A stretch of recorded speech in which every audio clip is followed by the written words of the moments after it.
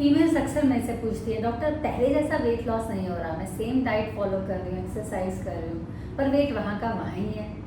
सो मैं इसका आंसर देती हूँ कि ये आपकी विल पावर कम होने से नहीं है। Basically it is all about changing of the rules. Body के कुछ सिस्टम में हॉर्मोन्स प्ले कर रहे हैं ऐसा रोल।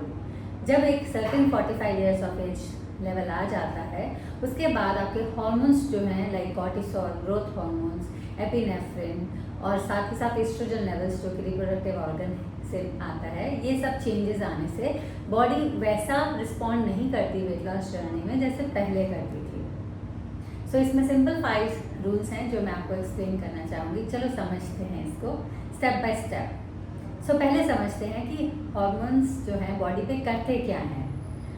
एक तो एस्ट्रोजन आपका कम हो रहा है, कॉर्टिसोल बढ़ रहा है जो कि बेली फैट बढ़ाता है, और कई बार आपको देखा गया कि इंसुलिन रेजिस्टेंस जो है वो घटती नहीं है। सो ये सारे फैक्टर्स जो हैं आपकी ओबेसिटी को बढ़ा रहे हैं। सेकेंड रूल है कि जब आप पहले डाइट करते थे तो उसमें आपकी कैलोरी डेफिसिट कैलकुलेट करने के लिए आपको मेंटेनेंस कैलोरीज, TDEE कैलोरीज, ये सबको सम अप करने के बाद आपको जो एग्जैक्ट कैलोरीज होती थी वो देते थे पर डे। अब वो सारा जो 25 ईयर्स एज में था, अब 45 ईयर्स के बाद डिफरेंट होगा। So let's revise it again. Calculations दोबारा से करनी होगी। थर्ड पॉइंट है, ये ध्यान रखना कि अगर आपका वेट लॉस हो रहा है, क्या वो सीरियसली फैट लॉस से हो रहा है या आपकी मसल्स की वीकनेस होने लग गई है।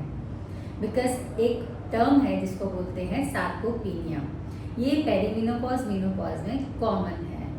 वेइंग मशीन तो बताएगी कि आपका वेट लॉस हो रहा है, केजी लॉस हो रहा है, बट क्या आपको क्लियर है कि वो आपका वेट फैट लॉस से ही हो रहा है, कहीं मसल लॉस तो नहीं हो रहा। सो वो आपको जानना बहुत ज़रूरी है। नेक्स्ट पॉइंट, आपको मसल स्ट्रेंथनिंग एक्सरसाइजेस करनी होंगी। इससे आपका एग्जैक्ट इंसुलिन रेजिस्टेंस नॉर्मल आएगा और आपका वेट लॉस आसान होता जाएगा। अगर आपको स्ट्रेचिंग करनी है या हाई इंटेंसिटी ट्रेनिंग करनी है, मेक श्योर आप उसमें कार्डियो रखो, साथ में अपना वेट ट्रेनिंग भी ऐड करो जिससे आपकी मसल्स बिल्डिंग हो जाए। नेक्स्ट है आपका प्रोटीन इनटेक कितना है per day. If you have a weight of 60 kg तो 1.2 के साथ 60 kg मल्टीप्लाई करने पे जो आपका ग्राम्स आएगा वो प्रोटीन इनटेक पर डे होना चाहिए। 75 grams of protein per day मान के चलो पर डे आपको लेना है।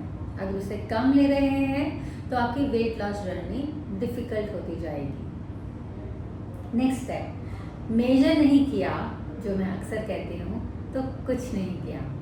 गैस करना कि हाँ मेरा वेट कम हो रहा है वो तो सब लोग करते हैं, बट अगर आप ट्रैक करेंगे तो आपकी इम्प्रूवमेंट साफ नज़र आएगी, आपका फेस में अलग से ग्लो होगा एंड आपका वेट लॉस जर्नी जो मेनोपॉज के बाद है आसान होता चला जाएगा। मैं डॉक्टर सिंपल साइंस बता सकती हूँ, बट अगर आपको इसके बारे में डिटेल मैथमेटिक्स और कैलकुलेशन समझनी है तो अपनी डाइटिशियंस जो कि हिंट ऐप न्यूट्रिशन में अवेलेबल हैं उनसे कंसल्ट करिए। नेक्स्ट वीडियो में मैं आपको बताऊंगी वेट लॉस विद GLP। अगर आप GLP-1 ले रही हैं या नहीं ले रही हैं, कौन है ऐसे कैंडिडेट जिनको GLP देनी चाहिए और उसके रिस्क और बेनिफिट क्या होते हैं। तो इस वीडियो को यहीं सेव करिए। मिलते हैं नेक्स्ट वीडियो में।